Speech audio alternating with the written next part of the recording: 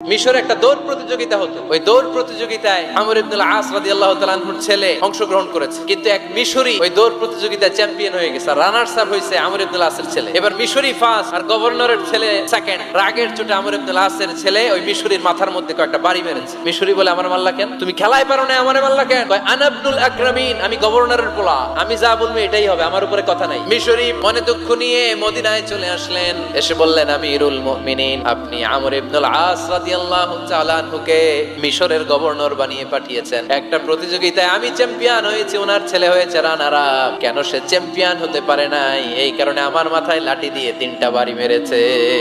ওমর ফারুক বললেন, তাই আগামী বছরের অমুক তারিখ আমি সব গভর্নরদেরকে ডেকে হিসাব নিতে, ওই দিন তুই থাকবি। ওই দিন 7 রাজ্য থেকে 7 গভর্নর হাজির, গভর্নরদের ছেলেরাও হাজির। মিজে একটা লাঠি এনে মিশরের হাতে দিয়ে বলল, এবার তোর মাথায় যতটা মারছে তুই ততটা গুনে গুনে মার, আমি দেখবো। সে বলতেছে, থাক, আপনি বলছেন এতেই যথেষ্ট, মারা লাগবে না, আমি মাফ করে দিলাম। ওমরে ফারুক বলল, খবরদার, মার মার ওর মাথার মধ্যে। মিশরি ওমরে ফারুকের ধমক শুনে ভয়ে ভয়ে 3টা বাড়ি মারলো। এই বাড়ি মারা দেখেও ওমরে ফারুকের হৃদয় ঠান্ডা হয় নাই। লজ্জায় আমর ইবনুল আস, বয়স হয়ে গিয়েছে, সাহাবা, মাথা তখন টাক, মাথায় চুল নাই, লজ্জায় মাথাটা হেট হয়ে মাথাটা নিচু করে রেখেছে।